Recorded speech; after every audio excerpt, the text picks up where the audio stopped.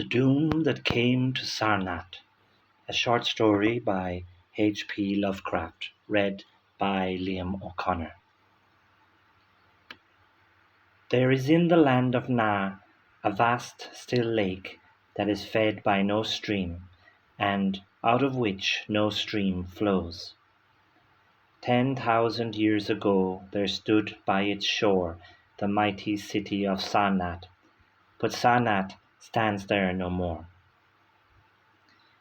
It is told that in the immemorial years, when the world was young, before ever the men of Sarnath came to the land of Na, another city stood beside the lake, the great stone city of Ib, which was old as the lake itself, and peopled with beings not pleasing to behold.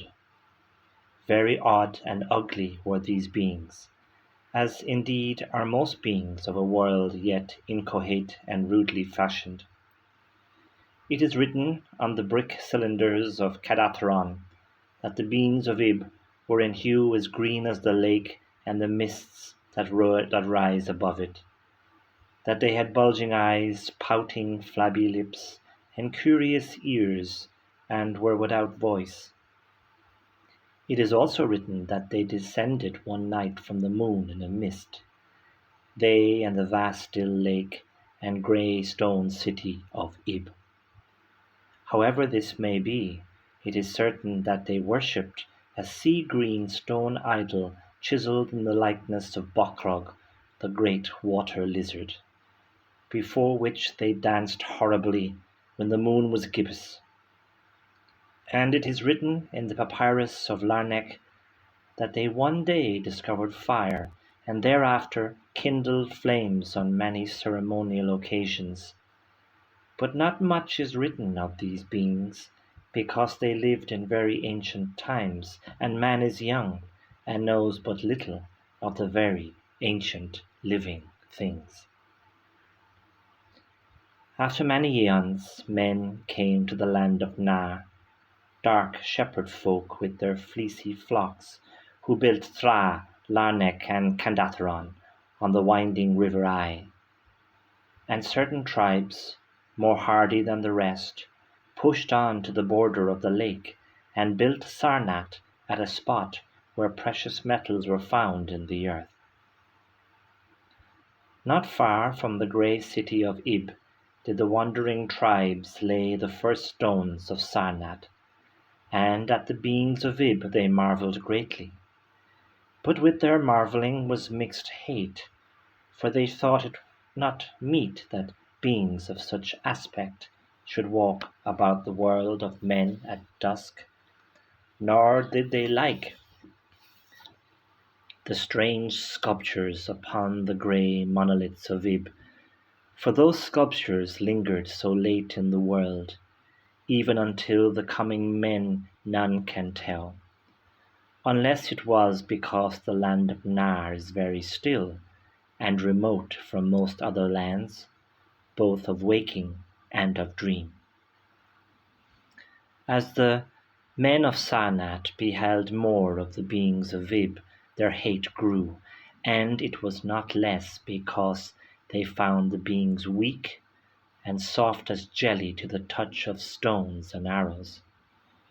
So one day the young warriors, the slingers and the spearmen and the bowmen marched against Ib, and slew all the inhabitants thereof, pushing the queer bodies into the lake with long spears because they did not wish to touch them, and because they did not like the grey sculptured monoliths of Ib, they cast these also into the lake, wondering from the greatness of the labour, however the stones were brought from afar, as they must have been, since there is naught like them in the land of Na or in the lands adjacent.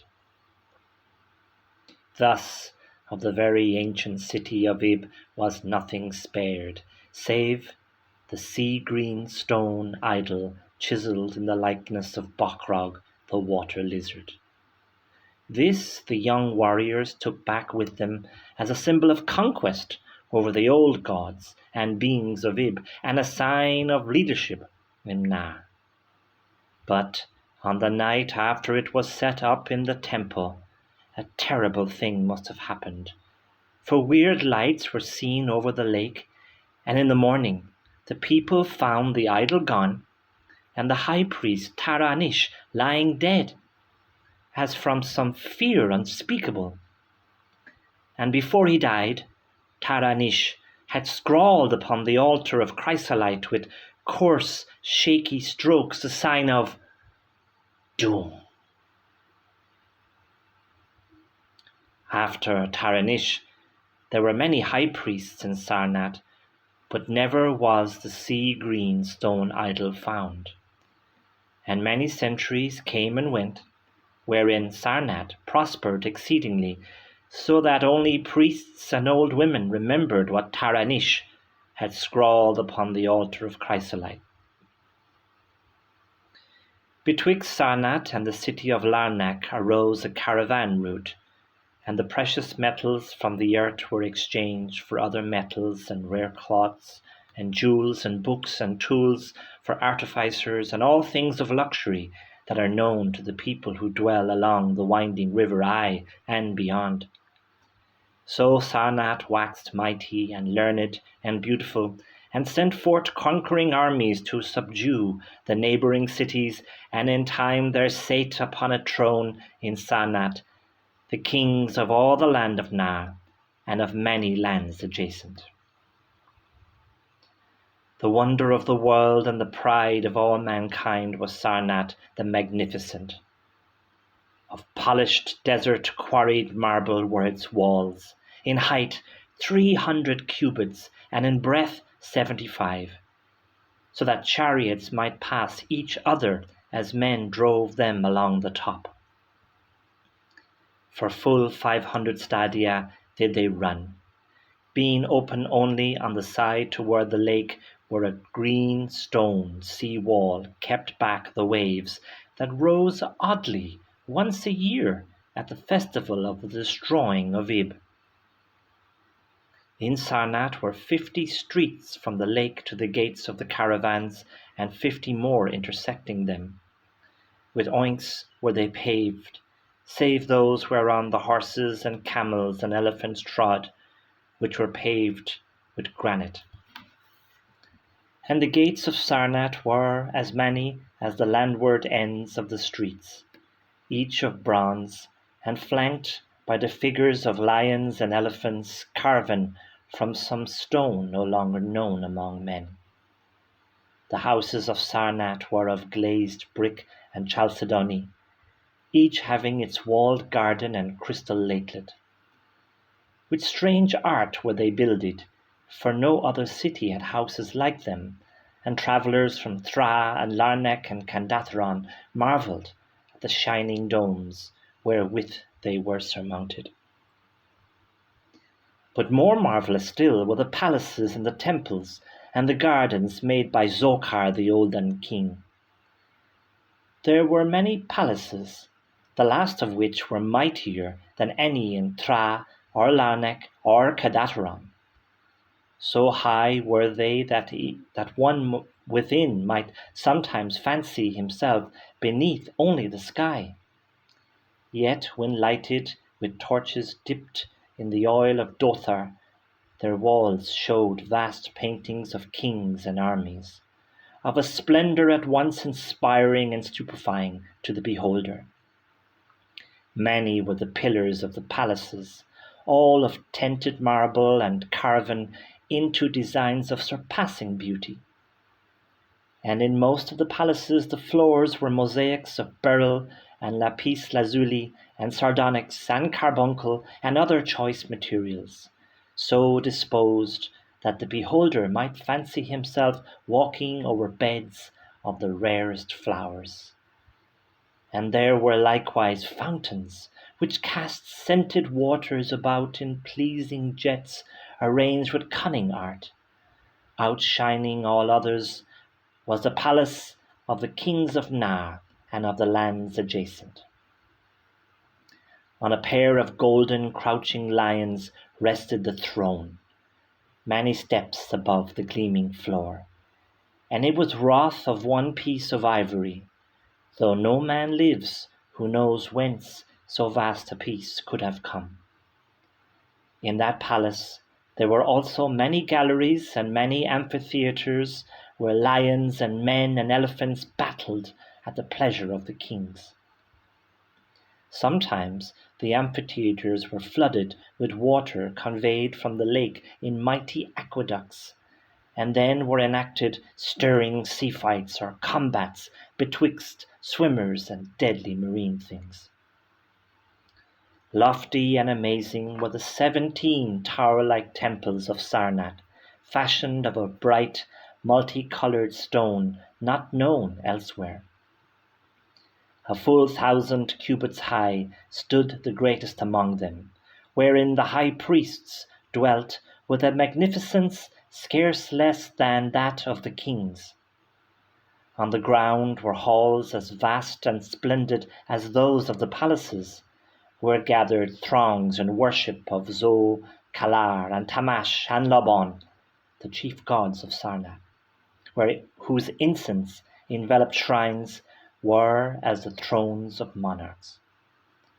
Not like the icons of other gods were those of Zo, Kalar, and Tamash, and Lobon. For so close to life were they that one might swear the graceful bearded gods themselves sate on the ivory thrones. And up unending steps of zircon was the tower chamber, wherefrom the high priests looked out over the city and the plains and the lake by day, and at the cryptic moon and significant stars and planets and their reflections in the lake at night. Here was done the very secret and ancient rite in detestation of Bacrog, the water lizard, and here rested the altar of chrysolite, which bore the doom scroll of Taranish. Wonderful likewise were the gardens made by Zokar, the olden king. In the centre of Sarnath they lay, covering a great space and encircled by a high wall. And they were surmounted by a mighty dome of glass, through which shone the sun and moon and planets when it was clear, and from which were hung fulgent images of the sun and moons and stars and planets when it was not clear.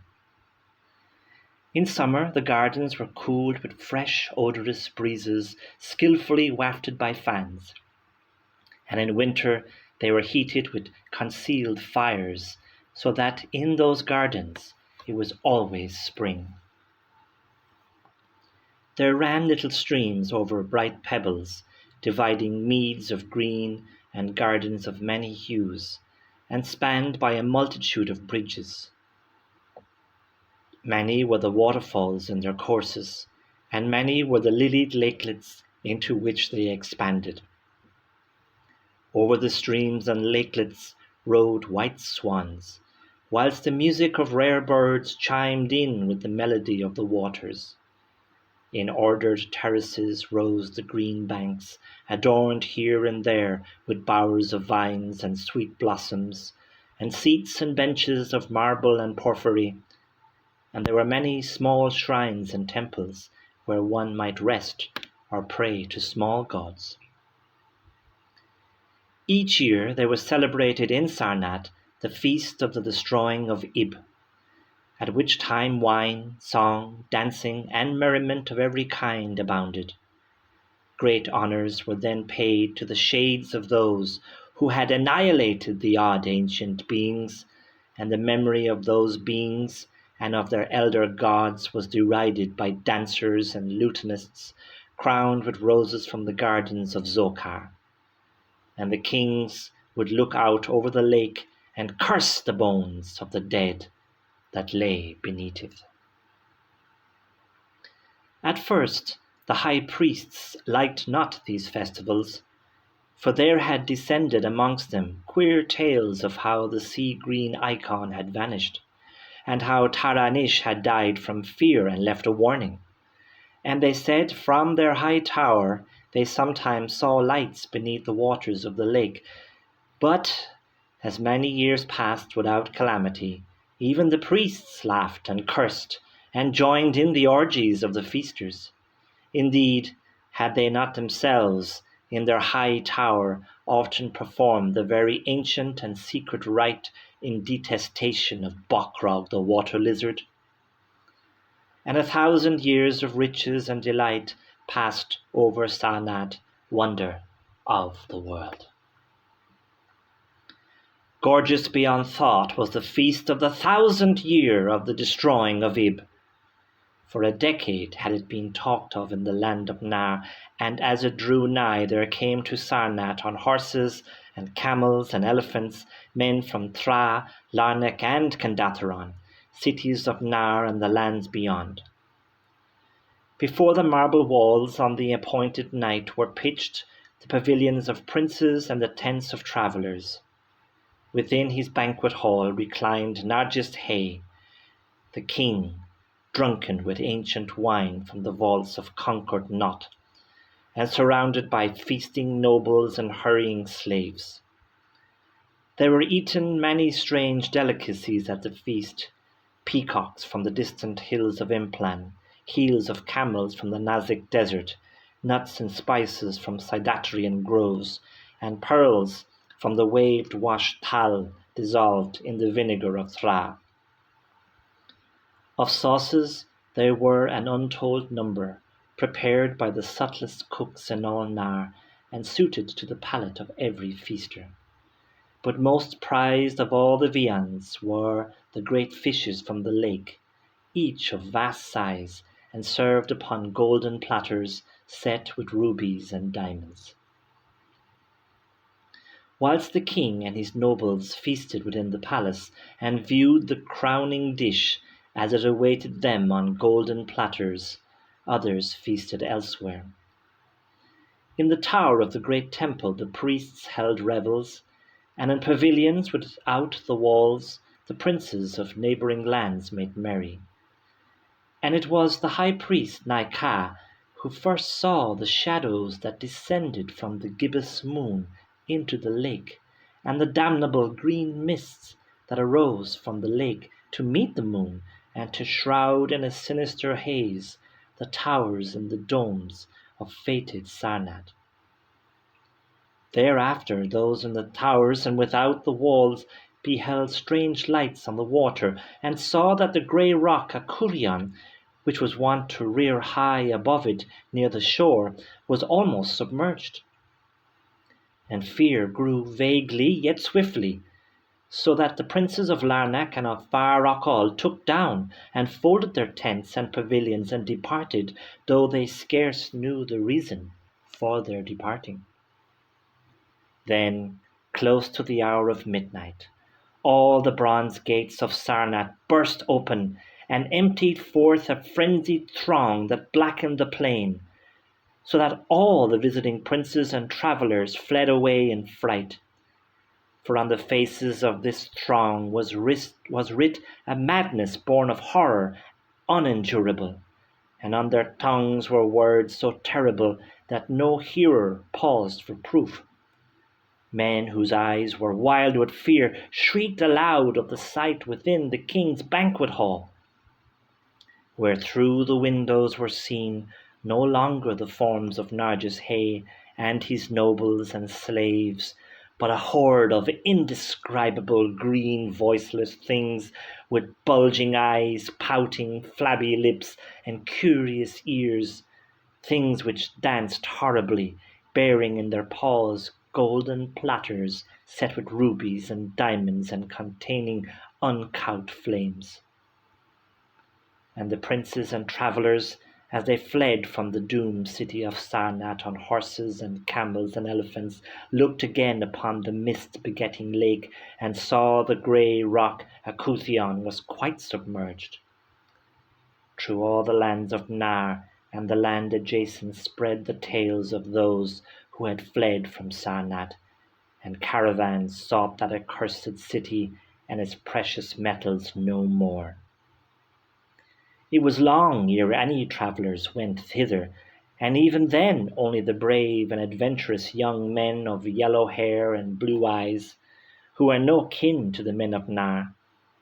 These men indeed went to the lake to view Sarnath, but though they found the vast still lake itself, and the grey rock Akurian, which rears high above it near the shore, they beheld not the wonder of the world and pride of all mankind. Where once had risen walls of 300 cubits and towers yet higher, now stretched only the marshy shore. And where once had dwelt 50 million of men, now crawled the detestable water lizard. Not even the mines of precious metal remained. Doom had come to Sarnath. But half buried in the rushes was spied a curious green idol, an exceedingly ancient idol, chiselled in the likeness of Bockrog, the great water lizard.